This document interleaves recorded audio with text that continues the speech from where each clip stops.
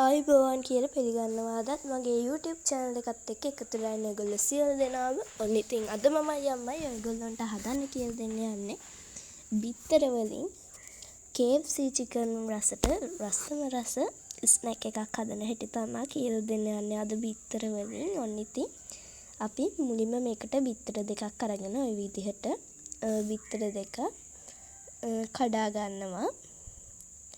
ඔය විදිහට බිත්තර දෙක වාජනයට එකතු කරගන්න. ඊට පස්සේ අපි මේ බිත්තර දෙකට එකතු කරගන්නවා ගම්බිරිස් කුඩු ටිකක්. ඔය විදිහට ගම්බිරිස් කුඩු ටිකකුත් මේකට එකතු කරගන්න. ඊට පස්සේ මේකට අපි එකතු කරගන්නවා මිරිස් කුඩු. ඔය විදිහට කෑලි මිරිස් ටිකක් මේකට එකතු කරගන්න. ඊට පස්සේ ඔයාලගේ රස අනුව මේකට ලුණු කුඩු ටිකක් එහෙම එකතු කරගන්න. ඔන්න ඉතින් මතක් කරන්න කැමතිවත් තාමත් අපි subscribe කරලා නැත්නම් subscribe කරලා අද වීඩියෝ එක හොඳයි නම් පහලින් like එකක් දාලා ඔයාලගේ අදහස් පහලින් comment කරන්නත් අමතක කරන්න එපා. හරි ඔන්න ඉතින් දැන් අපි ඒක හොඳට මිශ්‍ර කළා. දැන් අපි මේක භාජනයක් ලිපේ තියලා මේක ඔම්ලට් එකක් දාගන්න තමයි හදන්නේ බිත්තරේ. ඔය විදිහට බිත්තර දෙක හොඳ තෙල් ටිකක් එහෙම දාලා රත් වෙන්න තියලා ওই විදිහට ඔම්ලට් එකක් හදාගන්න. ওই විදිහට බිත්තර දෙකම එකතු කරලා ලොකු ඔම්ලට් එකක් අපි හදාගන්නවා. ඔයාලට පේනද ඔන්න ඉතින් හැදිලා තියෙන දැන් ඔම්ලට් එක. ඔන්න අපි දැන් ඒක අයින් කරගත්ත ලිපෙන්. ඔය තියෙන අපි හදාගත්ත අපේ බිත්තරේ. ওই විදිහට ඔයාලත් බිත්තරේ හදාගන්න. ඔන්න දැන් අපි හදන්නේ මේ බිත්තරේ කෑලි වලට කපා ගන්න. ඉතින් ඔයාලට අවශ්‍ය ප්‍රමාණයට මේක කපා ගන්න මේ බිත්තරේ. කෑලි වලට කපා ගන්න. ඉතින් ඔයාලට මේක ගෙදර හැමෝටම ඇති වෙන්න කන්න හදා ගන්න පුළුවන් බිත්තර ඔයාලට තව බිත්තර ගෙඩි දෙකක් විතර ඔයාලට කැමති නම් මේකට එකතු කරගන්න පුළුවන්. ඉතින් ඔයාලා හැමෝටම කන්න පුළුවන් මේ කෑම එක මාරම රසයි. ඔන්න ඉතින් අපි දැන් කපා ගත්තා. අපේ මේවා එක බිත්තරේ කපා ගත්තා ඔන්න විදිහට. ඔයාලත් ওই විදිහට කෑලි වලට කපා ගන්න. දැන් අපි පාන් පිටි ටිකක් අරගෙන ඒකට බේකින් පවුඩර් ටිකක් එකතු කරගන්නවා. ඔය විදිහට බේකින් පවුඩර් ටිකක් එකතු කරගන්න.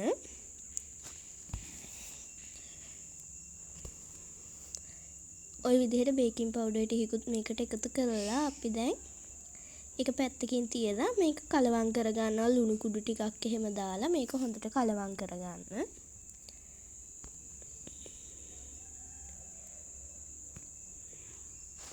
ඔය විදිහට රස අනුව ලුණු කුඩු ටිකක් මේකට එකතු කරගන්න.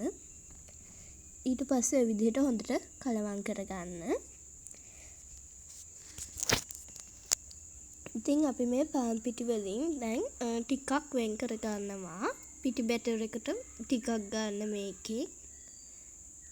ඉතුරු ටික තියාගන්න. ඔය විදිහට අපි එක් පිටි මිශ්‍රණය ටිකක් අරගත්තා. දැන් ඒකට ඇල් වතුර ටික ටික දාලා හොඳට මිශ්‍රණයක් හදාගන්න තමයි තියෙන්නේ. හොඳට දිය කර කර මිශ්‍රණය හදාගන්න. ඉතින් වතුර ටික ටික දාලා හදාගන්න මේක. ඉතින් ඔය තියෙන අපේ මිශ්‍රණය. අපි දැන් මේ බැටර් එකේ මේ බිත්තර කෑලි හොඳට ගාලා ඊට පස්සේ ඒක පිටිවල හොඳට දවටනවා.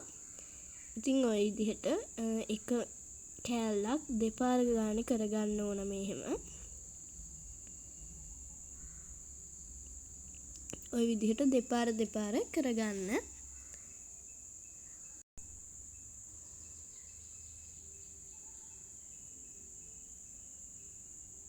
ඔය විදිහට ඔයාලා ඔක්කොම ටික මේවා කරගන්න.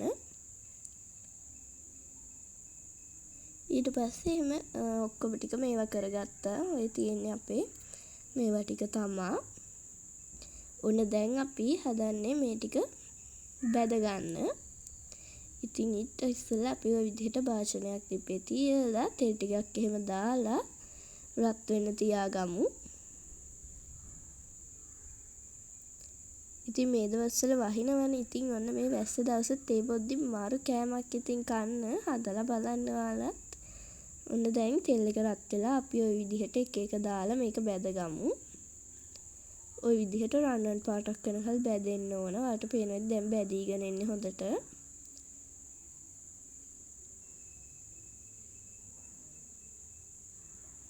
ඔන්න ඉතින් ඔයාලට පේනවා ඇති හොඳ පාටකට මේක බැදිලා තියෙනවා. ওই විදිහට තෙලෙන් ඉවත් කරගන්න මේක.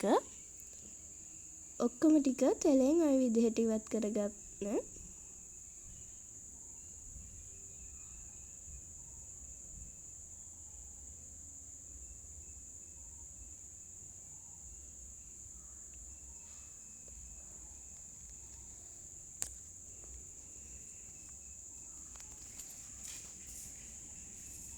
ඔන්න ඉතින් අපි දැන් හදලා ඉවරයි. ඔයාලට පේනවා ඇති. ඔය තියෙන්නේ අපි හදාගත්තු මේවා ටික.